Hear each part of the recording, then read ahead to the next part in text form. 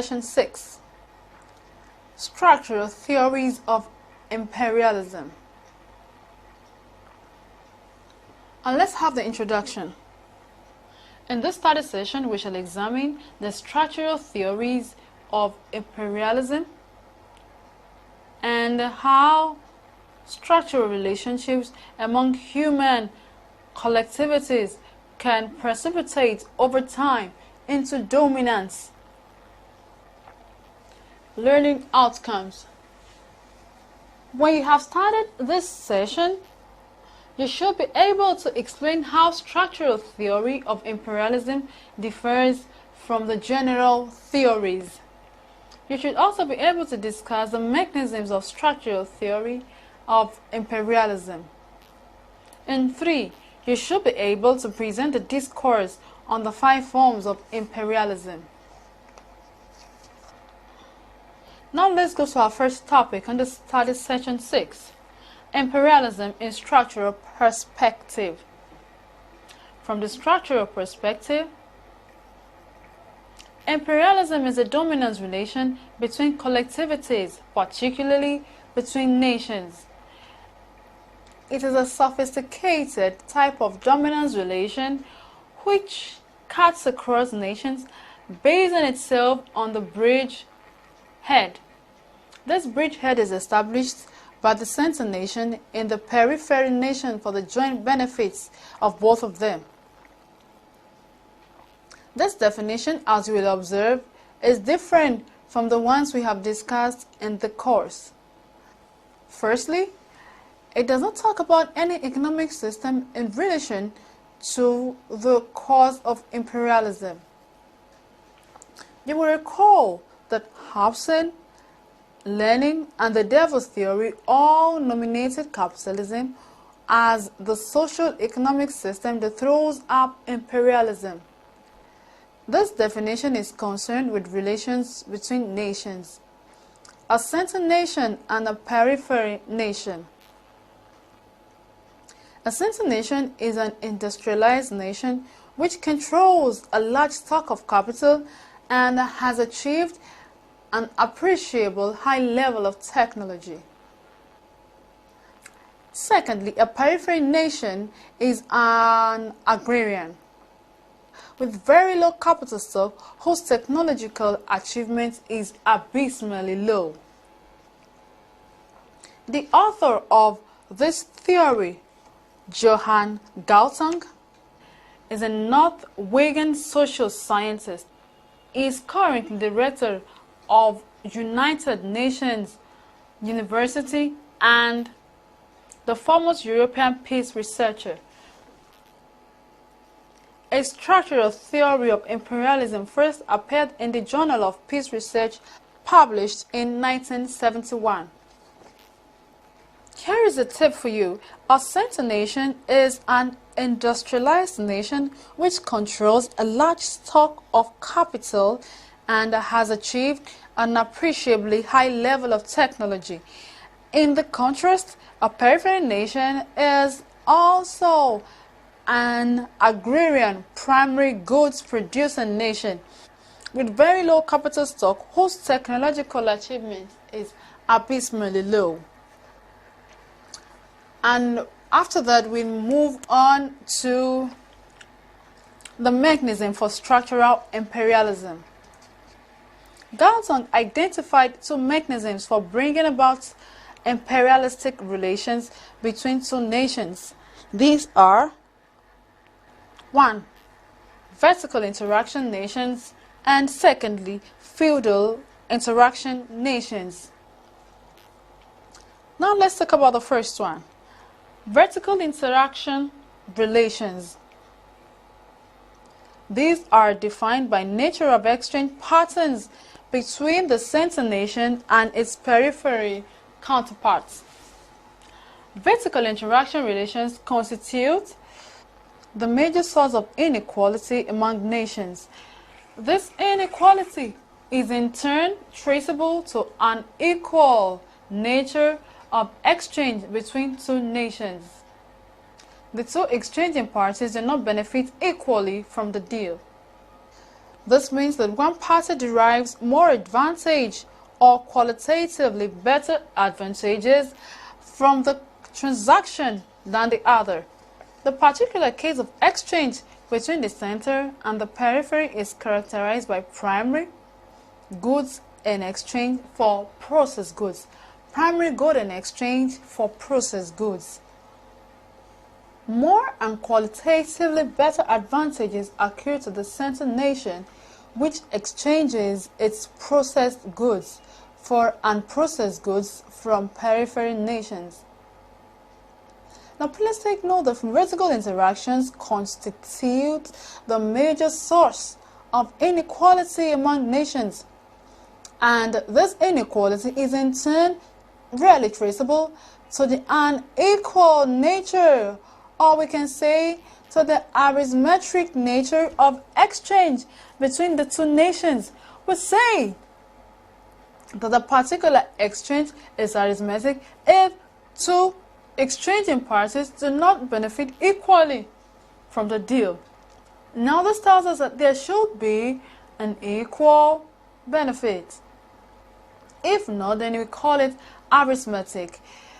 This asymmetric.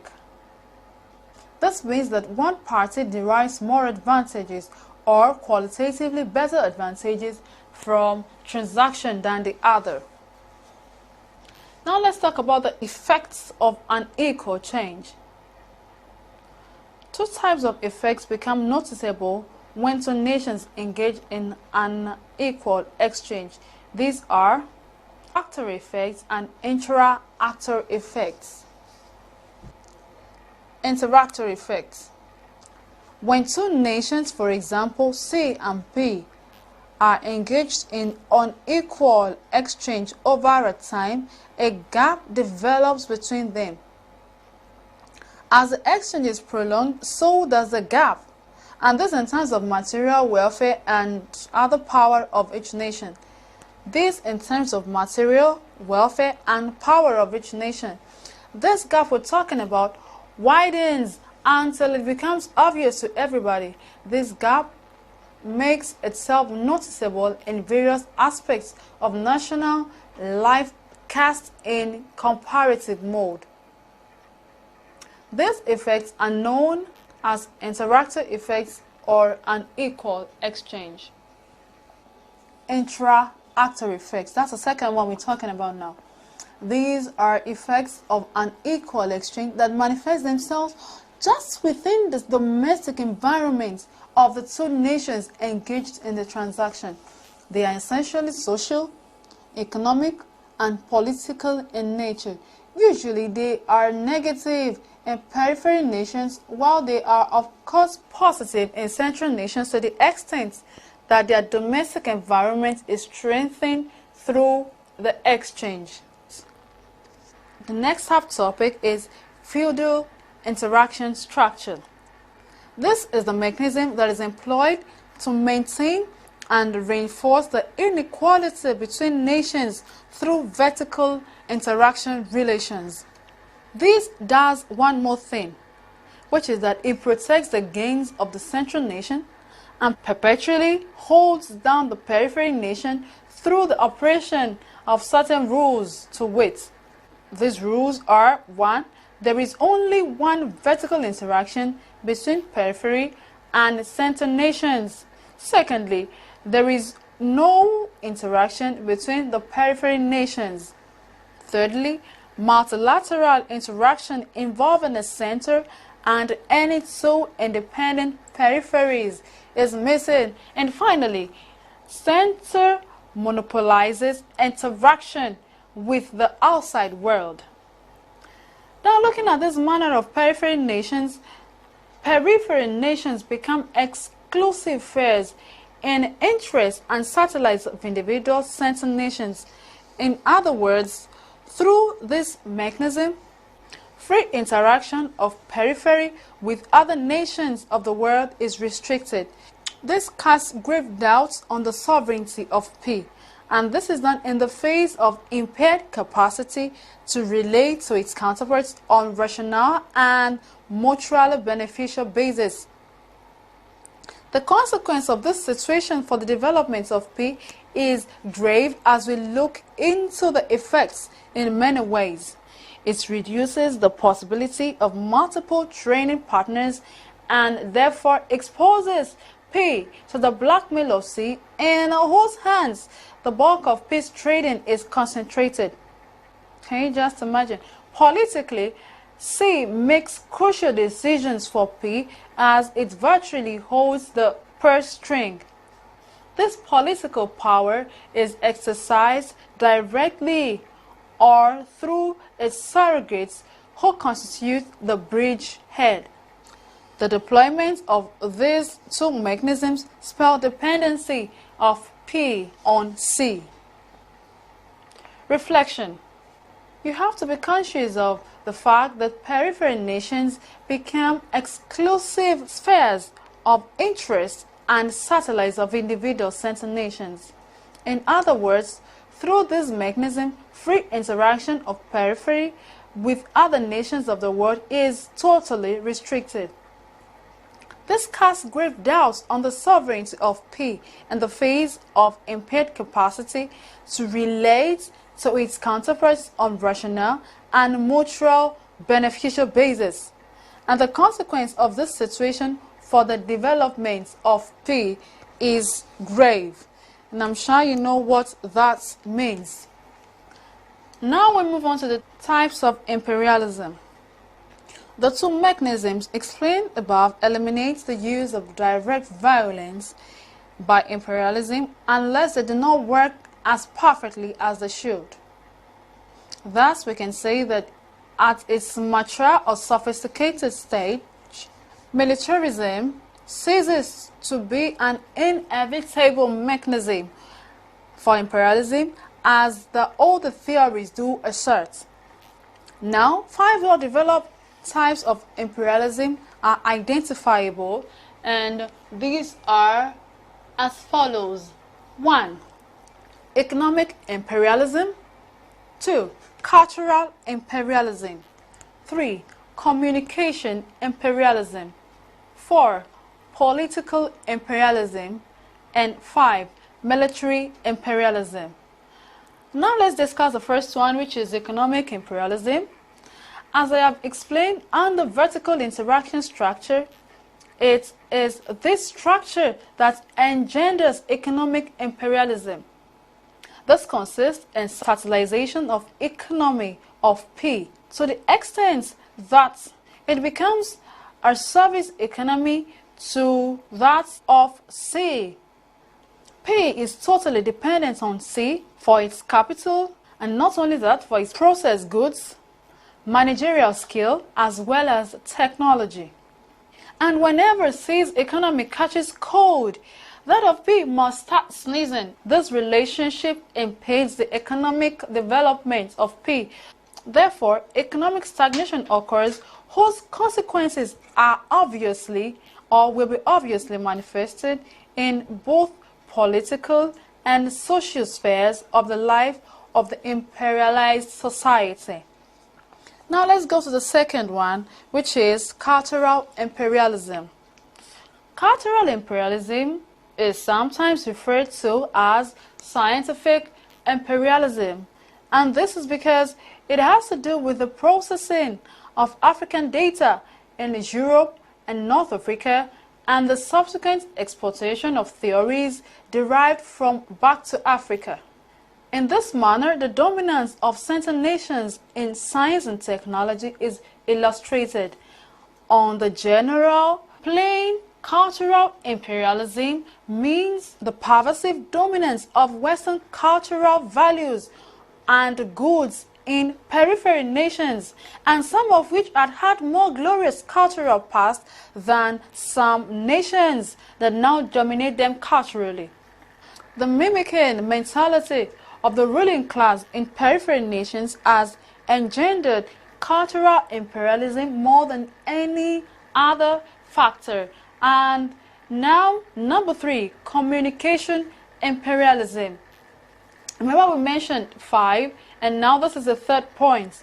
This type relates to dominance of the cultural nations in matters relating to communication media as well as transportation, just as its name implies, communication imperialism. Specifically, it has to do with mass media communication and all forms of transportation vehicles, which could be on land, in the space, and on water. All these are dominated by the center nations, while periphery nations enjoy communication technology by their grace. It will be interesting to know here that there is total dependence on center nations for supply and maintenance of almost all types of communication media. Through this form of imperialism, it is necessary for center nations to really control the minds of people in the periphery nations. The next one, which is the fourth point, is political imperialism. Political imperialism refers to the dominance exercised by center nations over periphery nations, and this in matters relating to decision making as well as mono-lending. Through it, the so-called foreign experts enhance the effectiveness of political imperialism in periphery nations and reduce the actual sovereignty of the states. Now, the fifth type of imperialism is military imperialism. This is the dominance of center nations on military matters. This includes the supply of military hardware and the provision of training facilities and logistics. This is illustrated by the fact the third world nations rely on Europe and North America for their supply of military hardware and training. And also, in terms of conflict, military advisors are also sent to the troubled areas in the third world, ostensibly to help the friendly nation, but in fact to protect the interests of the center nation. Now, this is a discussion activity. Make a trial of discussing the most prominent type of imperialism on the African continent. There's an assignment for you, discussion activity. Discuss the most prominent type of imperialism on the African continent. So let me just round off this study session by having this short summary. So far, in this study session, you learned that the structural theory of imperialism is based on two mechanisms. And what are these two mechanisms? They are the vertical interaction structure and the feudal interaction structure. The proper functioning of these mechanisms eliminates the use of overt violence in establishing multipurpose dominance. You also learned that without cooperation of the ruling class and the periphery nations, structural imperialism by center nations is totally impossible. It serves as a bridgehead. Finally, you have also learned the 5 types of imperialism, and these are economic, cultural, communication, political, and military. With that, we have come to